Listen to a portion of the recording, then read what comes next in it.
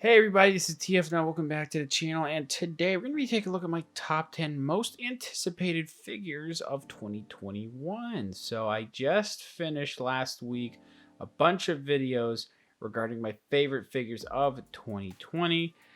Now, my first video I want to do on the channel for 2021 is my most anticipated figures that are set to release in 2021. So the criteria here is pretty basic. The figures were announced last year or previous years and are slated to release this year.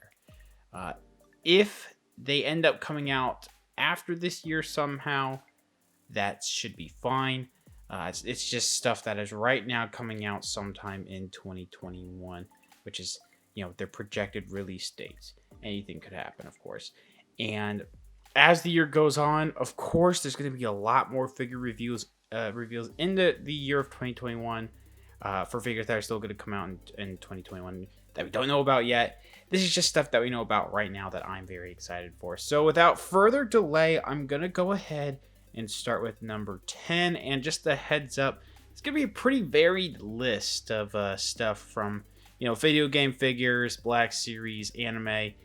Get ready for some stuff. And I'm going to tell you why because of number 10. At number 10, we have the Figma, Good Smile Company, and Max Factory Promare Gallo Timos. And yeah, I just wanted to say what I said a second ago. Some of you are going to be like, what the hell is this? I'm a pretty big anime guy. I haven't talked about anime that much on the channel yet. I would like to make some anime figure reviews soon. Hopefully I could get my hands on this guy here because I actually really like Trigger Studios, who made Promare, and I really, really like Promare. Just to hit the quick synopsis of the movie, it's pretty much style over substance, but it was still a fun ride when it came out at the end of 2019. And we finally have a painted prototype here that was announced a little while ago and was slated to release this summer. This is going to be a little bit expensive, though. That's why it's going to be a little bit lower on the list. Big Bad Toy Store has it for a whopping $150. Other websites like AmiAmi, you probably get a little bit of a better deal there. If you want to pre-order this, I might end up pre-ordering it there. But yeah, it comes with a ton of stuff that I'm not showing off right now, and it's gonna be pretty expensive. But I do plan on picking it up. Hopefully, I'll get it. If not, then that'll be reflective of my 2021 favorite figures list. At number 9 is going to be the McFarlane Toys Witcher 3 Wild Hunt Geralt of Rivia. I mean, 6 years after the game's release, we're finally getting figures. But better late than never. I'm a very big fan of The Witcher 3. It's probably my favorite game of the previous gaming generation when it comes to, PlayStation 4 and Xbox One. It's a fantastic game if you haven't played it already. Haven't read the books. Starting the Witcher Netflix series, and I haven't finished it at all yet. But man, I really love the video game. And it's really cool that we're at least getting Geralt, and we all are also getting Aerodin. And I do hope we get more Witcher figures. I have a feeling that they might just end up stopping at Geralt and Aerodin, though. This figure is a little bit lower on the list because it does look a little rough. A lot of the times McFarlane Toys stuff is kind of, the sculpt is there, but the paint is not gray as well. The sculpting could be a little bit soft and articulation. So I'm a little bit worried about this release is what I'm trying to say, but I just like The Witcher 3 so much that I'm hoping that this figure turns out to be at least competent, Hopefully it's good enough. At number 8 is going to be the SH Figure Arts Jujutsu Kaisen Gojo figure. Very, very cool character. I'm not even that far into the anime, and I'm already going to say that it was probably one of the best anime that came out in 2020. I have so much fun watching it, even though I'm like 6 episodes in. And yeah, this is a very cool character. I heard he gets even cooler later on. And this figure's pre-order right now, at least on Big Bad Toy Store, is sold out. I'm sure we'll restock eventually. But we're getting this guy, and we are also getting Itadori. So we have 2 Jujutsu Kaisen figures to look forward to, but I'm putting Gojo on the list just because he is a Bamf. And I'm very, very excited to pick up this figure. I do have it pre-ordered. I feel like the Itadori figure, if you haven't seen that, I think the prototype looks a little off, but the Gojo figure here looks just spot on, like it came out of the anime and the manga. Number 7 is going to be the SH Figure Arts Bardock figure.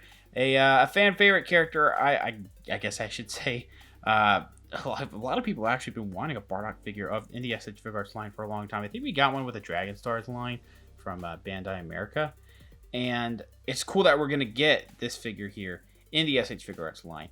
Uh, may have not had super duper much of a prominent role in the Dragon Ball series, but still cool that we are actually going to be getting this figure.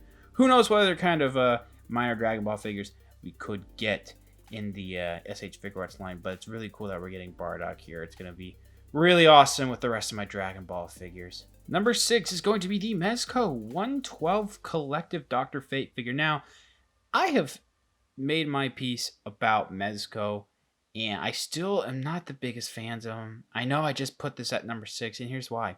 Haven't seen a good Dr. Fate figure in years. I think the last one I would either be from DC Direct before it went to DC Collectibles, or Mattel when they made their Dr. Fate.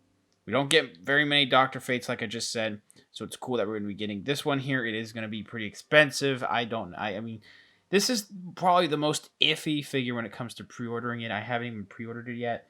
I do really, really want to give it a shot, but also still, I don't really like Mezco still. They're just kind of a hype beast company, if that makes any kind of sense, where some of the fans could be a little bit rabid. Not everyone, of course. It's just, I don't know. I think they're a little shady sometimes with some of their business practices, but can't knock them for making what looks like one of the best 1/12 scale Dr. Fate figures that have ever been made. We're going to get to top 5, and at number 5 is going to be the Return of the Jedi version of Boba Fett from Star Wars The Black Series. Right now, all we have is a digital sculpt, which isn't going to be the most accurate representation of how this figure looks. Hopefully, honestly, I really do hope that this it's going to be pretty close to scale when it comes to the painted prototype, actual physical figure, and this rendered sculpt here, because this rendered sculpt that you're seeing looks fantastic. It already looks like a significant improvement over the previous one. There were some proportion issues with the previous Boba Fett, and this one just looks really, really well done. I have it pre-ordered. I've had it pre-ordered since, I think, September or August. I don't really remember, but I'm still going to be picking it up no matter what. And now the only thing that sucks is that it is a deluxe figure. It's going to be like $30 because it does come with a good amount of accessories and pretty big accessories though. But honestly, from what I've seen, they could have put it in a $20 figure. But still very excited that we're going to be getting a new Boba Fett. At number 4, I'm going to kind of cheat and put 2 figures on the list. They were announced and pre-orders dropped at the same time for these figures. It's going to be the G.I. Joe Classified Series Flint and Lady J. Both these figures look absolutely stunning. The G.I. Joe line has had its controversy, especially with the exclusives when it comes to the Classified series. But one thing I can't knock Hasbro for is that when they do have the figures that are coming out at retail, they're still going to look just as good as any of the exclusives. Both of these look really well done. I really like the weapons that they come with, the overall sculpts. I think Flint might be reusing a few parts, but overall, there's going to be enough uniqueness to him that's going to warrant getting the figure. It's not going to look exactly like Duke. I think it might be borrowing a couple of Duke's parts, but overall, both figures, man, they just look incredibly well done. And hopefully, the G.I. Joe Classified line keeps getting better. And please stop doing exclusives. At least make them a little bit easier to get, you know? Number 3 is the only Marvel Legends I have on the list, because when it comes to some of the Marvel Legends that are coming out, it's just the X-Men series and Into the Spider-Verse series, which kind of came out in 2020. And we don't really know what else entirely yet is going to be coming out. But we also have a Deluxe Thanos. And we have this here, which is the new MODOK figure, which just from the looks of it looks like a worthy successor of the Toy Biz one. I've never collected the Toy Biz one, unfortunately. Never got the chance to get all the Build-A-Figure pieces. From what I've seen online and, images of MODOK, that figure looks great. But this one here also looks really, really well done. Very glad that they're going to give us a MODOK in some way. It is going to be a little bit more expensive. I think it's either $40 to $50, but it is pretty big from my understanding.